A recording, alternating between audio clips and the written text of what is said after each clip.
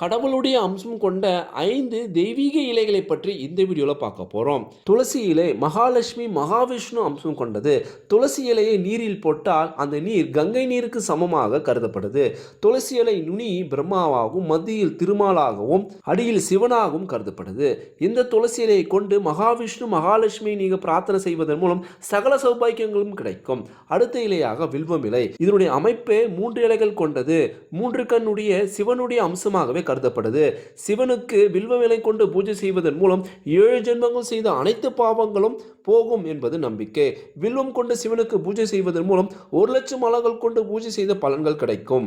அருகம்புல் கொண்டு விநாயகருக்கு நீங்க வழிபாடு செய்வதன் மூலம் காரிய தடைகள் நீங்கும். நம்மை சுற்றி இருக்கக்கூடிய சூழ்ச்சிகள் அகலும். மேலும் பகைவர்கள் தொல்லை, எதிரிகள் தொல்லை அகலும். தொழில் மற்றும் உத்தியோகத்தின் நல்ல முன்னேற்றமும், உயர்வும், அறிவும், ஞானமும் அதிகரிக்கும். அடுத்த இலையாக வெற்றிலை இலை. வெற்றிலை என்பது இந்து சாஸ்திரத்தில் மங்கள சுப நிகழ்ச்சிகளுக்கு பயன்படுத்தக்கூடிய மிக முக்கியமான இலையாக கருதப்படுது. வெற்றிலை நுனியில் மகாலட்சுமியும், மத்தியில் சரஸ்வதியும், காம்பில் மூதேவியும் இருப்பதாக நம்பப்படுது. இந்த வெற்றிலை கொண்டு தீபமேற்றி முருகன் வழிபாடு செய்வதன் மூலம் முருகனுடைய அருளும் ஆசியும் நாம் நினைத்தது அனைத்தும் நிறைவேறும். மேலும் அனுமானுக்கு வெற்றிலை கொண்டு வழிபாடு செய்வதன் மூலம் காரியத்தடை நீங்கி வாழ்க்கையில் மிகப்பெரிய முன்னேற்றம் ஏற்படும். அடுத்த இலையாக மருதாணி இலை. மருதாணி இலை என்பது யமதர்மனிடம் ஆசியும் அருளும் பெற்றது. மகாலட்சுமி அம்சம் உடையது. மருதாணி இலை கொண்டு வீட்டில் இறை வழிபாடு செய்யும் போது கணவன் மனைவிக்கிடையே ஒற்றுமையும், கணவனுடைய ஆயுளும் ஏற்படும். மேலும் துர்மரணங்கள், அகால மரணங்கள் ஏற்படாது.